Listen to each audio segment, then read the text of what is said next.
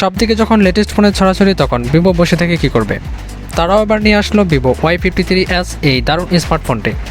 ভিভোর এই ফোনটিতে মোটামুটি সব কিছুই রয়েছে, তবে অন্যান্য ফোনের মতো এই ফোনেও ভালো খারাপ দুটোই রয়েছে।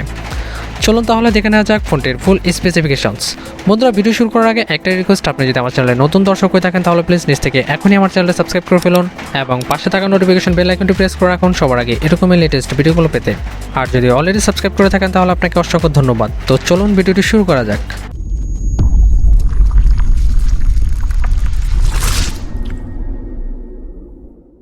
বন্ধুরা, আমরা কথা বলছিলাম ভিভো Y53s এই স্মার্টফোনটি নিয়ে।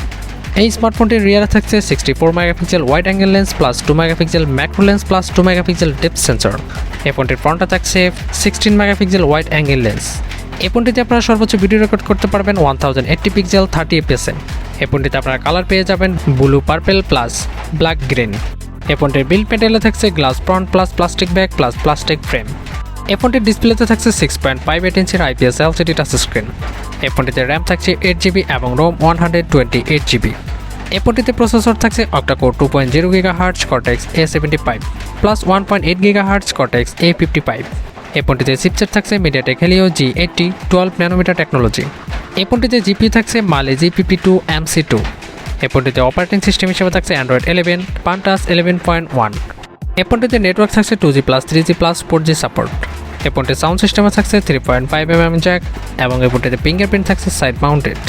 এই ফোনটিতে ব্যাটারি থাকছে লিথিয়াম পলিমার 5000 mAh এবং এই ফোনটিতে চার্জিং হিসেবে থাকছে USB Type-C পোর্ট এবং 33 ওয়াটের ফাস্ট চার্জিং সুবিধা।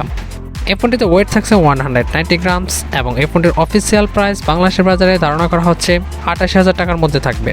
এই ফোনটির রিলিজ ডেট বাংলাদেশের বাজারে ধারণা করা হচ্ছে আগস্টের মাঝামাঝি।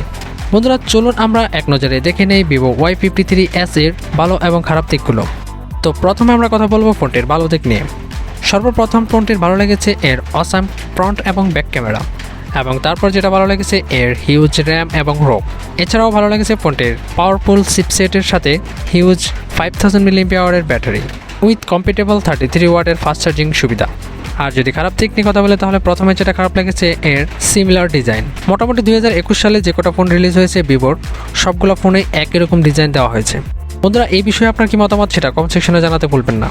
তারপর এতে 64 মেগাপিক্সেল ক্যামেরা থাকা সত্ত্বেও এতে 4K ভিডিও রেকর্ডিংয়ের কোনো সুবিধা দেওয়া হয়নি এবং থাকছে না ডিসপ্লেতে কোনো প্রোটেকশন।